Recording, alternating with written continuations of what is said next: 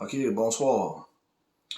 Ce soir, j'avais envie de vous parler d'un sujet qui est très important, c'est-à-dire le suicide chez les jeunes au Québec. On sait qu'ils n'en parlent pas beaucoup dans les médias traditionnels, mais on sait qu'il y en a beaucoup plus que qu'est-ce qui se passait avant, tu sais.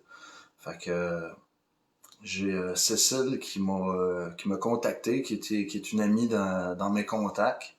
Puis elle m'a appelé, puis on a discuté ensemble, puis elle m'a permis de vous en parler un petit peu. Qu'est-ce qui est arrivé, elle, dans sa famille par rapport à un suicide. Euh, En fait, c'est Sarah, 25 ans, qui s'est suicidée. C'était une jeune femme qui travaillait à DPJ à Montréal. J'ai la photo ici. On voit la première conversation que j'ai eue avec... c'est sa tante, en fait, qui m'a euh, qui m'a contacté. Puis on a trouvé bon de peut-être d'en parler pour sensibiliser les gens au fait que les gens sont tannés de ce qui se passe, puis que c'est pas vrai que tout va bien, puis que vu qu'on a déconfiné, que tout va bien, puis qu'on va passer un bel été parce que tout va bien. C'est pas vrai. Regarde, on le voit ici, là. OK? Je vais en parler brièvement, là. Je vais vous lire un petit peu le premier message qu'elle m'a envoyé. Donc, ça se lit comme suit.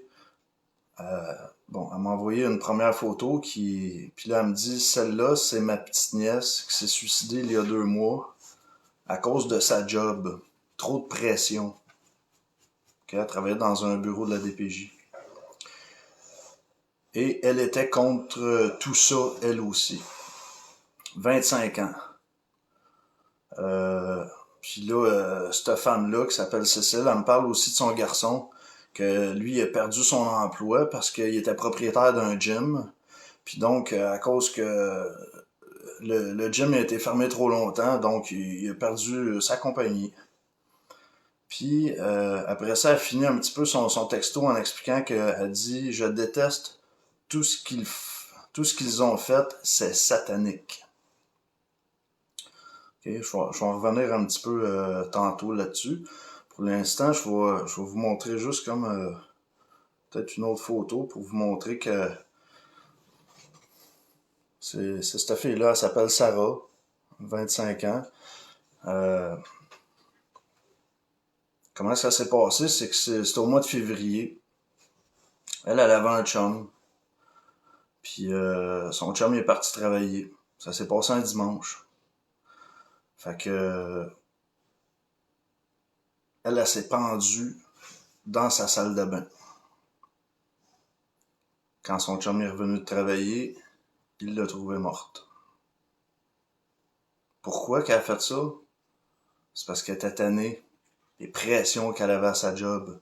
Les pressions qu'on a du gouvernement. Les pressions qu'on a.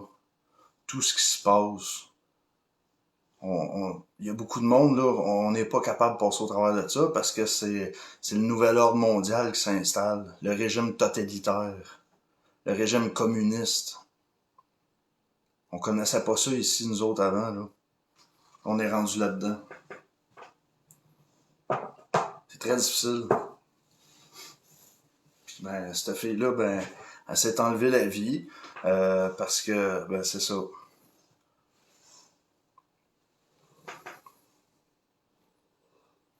Ça, c'est sa tante qui m'a envoyé les photos tantôt quand on s'est communiqué elle a rentré en contact avec moi par téléphone, puis elle m'a permis de vous en parler pour en même temps rendre comme un hommage, pour pas que sa mort serve à rien, puis en même temps pour qu'on puisse sensibiliser un petit peu les gens qui sont pas au courant du fait qu'il y a énormément de suicides présentement au Québec, puis ça, ils en parlent pas d'un média mainstream.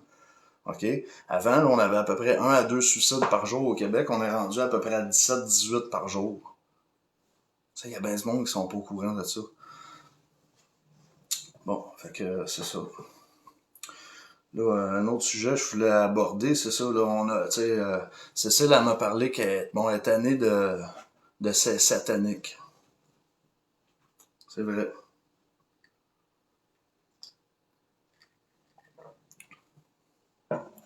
Je vais vous montrer une autre photo. Regarde, on peut peut-être commencer par ça ici. Je sais pas si vous voyez. Le code barre ici au milieu, là, les lignes. Chaque ligne, là, chaque ligne par rapport à leur longueur puis à leur rapprochement entre eux autres, là, ça indique des chiffres. Ça veut tout dire des chiffres, ça. Puis, les deux lignes centrales ici, là, ça veut dire que c'est un 6. Mais, tu sais, il n'y a pas le chiffre 6 écrit en dessous. Mais les deux barres ici, ça veut dire que c'est un 6. Si on regarde le premier chiffre et le dernier chiffre ici, on le voit mal à l'écran, là, mais ok, fait que regarde, ça c'est un 6. Les deux barres centrales équivalent à un 6, puis le dernier chiffre c'est un 6. C'est quand même spécial. Ok?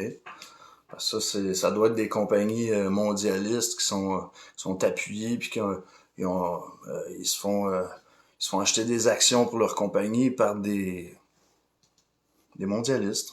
Après ça, j'ai un deuxième exemple ici. Encore la même chose. On a un 6 au début. Les deux lignes rapprochées centrales, qui n'a pas de chiffre en dessous, qui équivalent à un 6. Puis le dernier chiffre, un 6. Fait que ça fait encore le 666. Puis pourquoi qu'on sait que les deux lignes rapprochées équivalent à un 6? C'est que on l'a demandé au gars qui s'occupe de faire les codes barres. Puis il l'a avoué lui-même, il l'a dit. Il dit oui, c'est vrai, les deux lignes collées, ça donne un 6.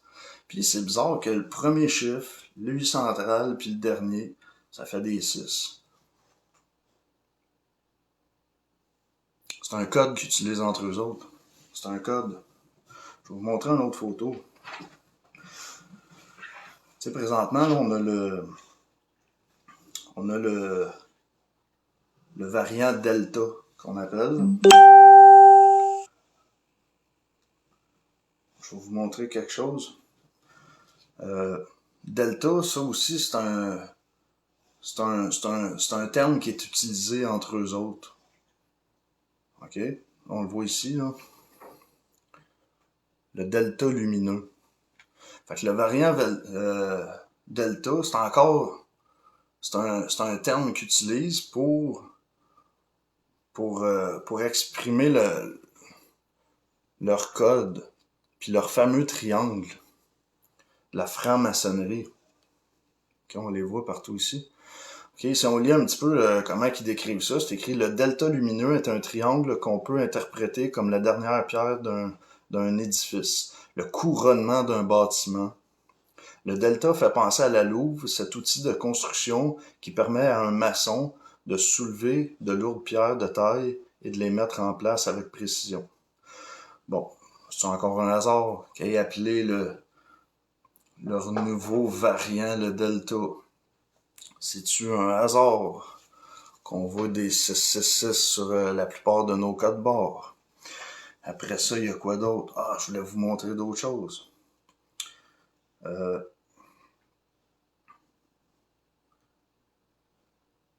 Si, par exemple, le sigle du Forum économique mondial, on voit quelque chose aussi là-dedans. Vous me direz si c'est moi qui va trop loin. Tu sais, je vous le demande, là, vous me répondrez dans les commentaires. Là. On va regarder ça ensemble, ok? Je vais aller le chercher. Je pense que je l'avais stocké en photo. Sinon, je vais aller direct sur Internet, aller le chercher. On va le regarder ensemble. Ok, je ne l'ai pas. On va aller le chercher sur Internet.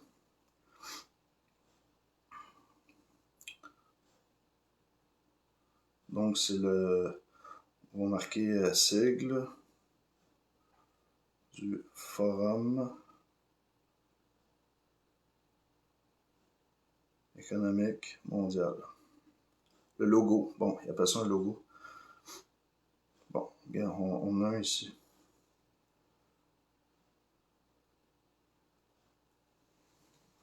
Bon, ça se trouve être ça. Là, je vais expliquer probablement c'est quoi. Eux autres, ça se trouve être des économistes qui programment ce qui va se passer puis qu'est-ce qui va arriver. Ça se trouve être comme le gouvernement mondial, si on peut dire. Puis eux autres, ils prévoient bien des affaires d'avance. Puis quand ils le prévoient, puis ils en font des simulations, mais par la suite, ça arrive, puis ça se passe. Fait que là, regarde, on va regarder. C'est par rapport à ce que je comptais tantôt. Tu sais, voyez-vous là qu'on peut trouver le 666 là-dedans. Voyez-vous ici le premier 6. On voit le rond, puis il y aurait la barre du 6 qui s'en va par en haut. Après ça, il y aurait le deuxième 6, il serait ici. Un autre rond, avec une petite barre qui monte un petit peu par en haut. Puis le troisième rond, qui se trouve être le troisième 6, avec une petite barre un petit peu qui monte par en haut.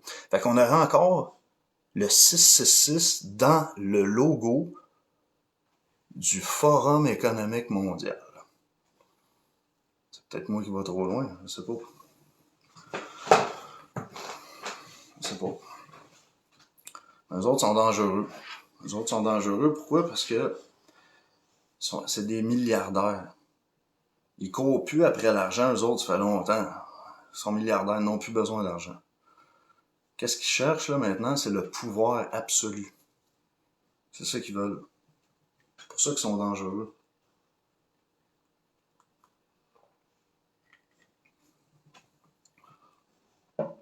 Puis pourquoi que tout ça, on n'entend pas parler dans les médias, à la télévision et à la radio? Ben, c'est normal. Parce que le groupe McKinsey, on va aller chercher ça ici. Bon. Le groupe McKinsey, c'est une firme spécialisée en placement. OK? Puis eux autres, une couple de mois avant la pandémie, qu'est-ce qu'ils ont fait? Ils ont acheté des actions à Québecor à raison de 542 millions d'actions. Donc, ils tombaient sûrement actionnaires majoritaires. Puis ça, on sait que quand ça arrive dans une compagnie, un affaire de même, ben ceux qui possèdent le plus d'actions, ils ont de l'influence sur la compagnie. En ayant de l'influence sur cette compagnie-là, sur Québecor, ben ils sont capables de leur dire, gars, ça tu passes ça tu le dis pas, parce qu'on sait que Québecor, ils ont le Journal de Montréal, puis bon, ils ont les médias, puis tout ça. Fait que là, eux autres, là, le groupe McKinsey, eux autres, ben, ils ont des actions aussi dans les compagnies de vaccins.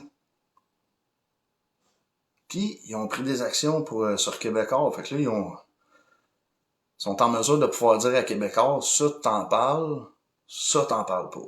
Ça, tu le passes, ça, t'es mieux de pas passer ça. Puis pourquoi qu'ils se feraient écouter? Ben, c'est parce qu'ils ont donné un demi-milliard. Fait que c'est normal qu'après ça, Québécois ils peuvent plus parler comme ils veulent. Fait que c'est pour ça que les journalistes ici au Québec, ils peuvent pas dire ce qu'ils veulent. Ils peuvent pas. Ils vont perdre leur job. À la radio, à la télévision, partout. Aussitôt que t'en entends un qui appelle à la radio au téléphone puis qui dit ouais, moi j'aimerais ça te parler de telle affaire. Ah non monsieur, il se fait flusher. On peut pas en parler, c'est impossible.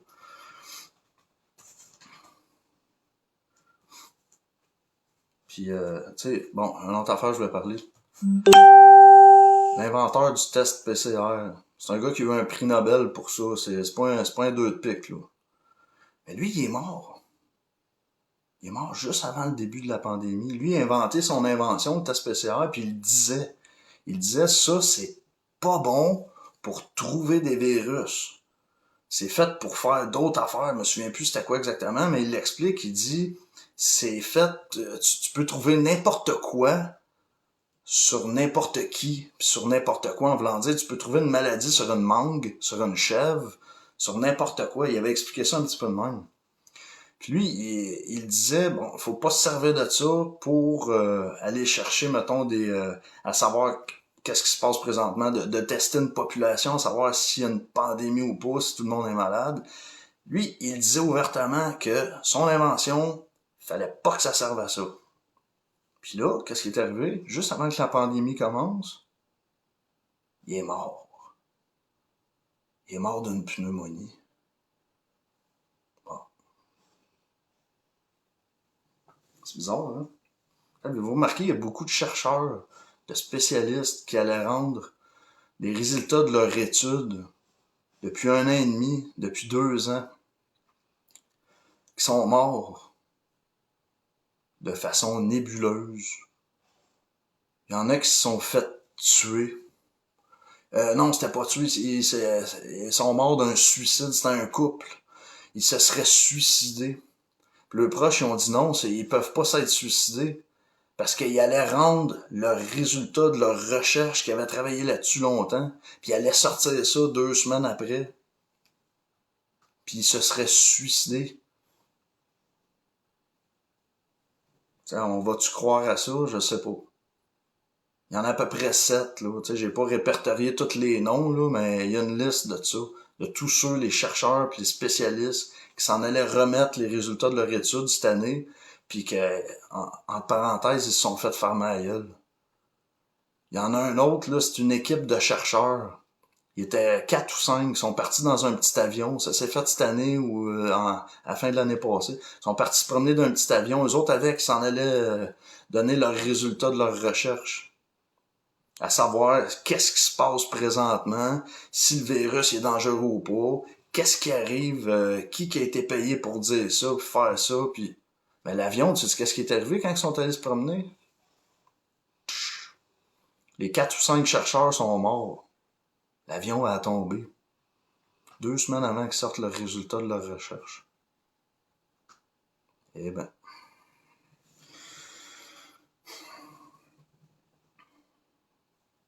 Puis là, ben, on a eu une bonne nouvelle aujourd'hui à Cogeco Nouvelles.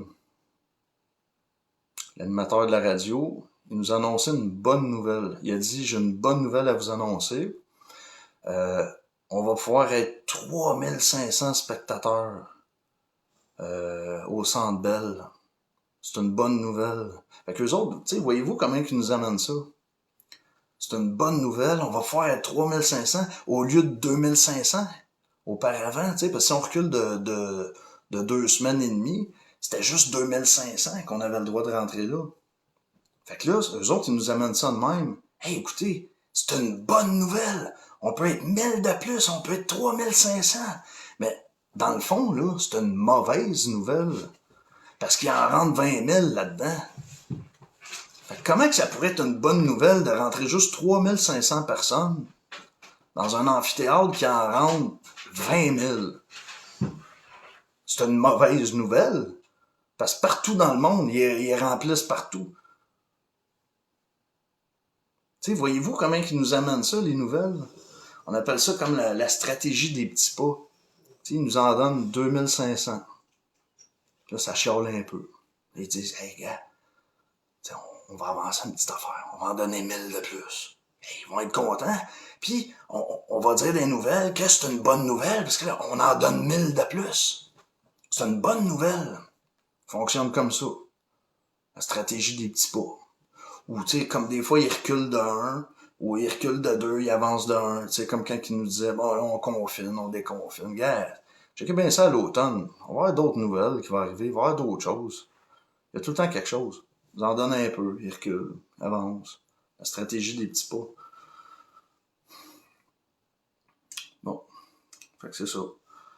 Fait que, là, je sais pas si je vais me faire couper mon compte avec ce que je raconte. Mais, au cas où, j'ai ouvert 2 autres plateformes pour prévenir le coup. Parce que souvent, je me fais couper mes vidéos, comme plusieurs personnes. Fait que s'il y en a qui veulent me suivre sur YouTube, puis j'ai une chaîne aussi sur VK, au même nom qui est écrit sur Facebook, à l'extrême. Fait que VK puis YouTube. Fait que pour asseoir, je vous retiendrai pas plus longtemps. Fait que on reste unis, puis on reste prudent. Ok, salut.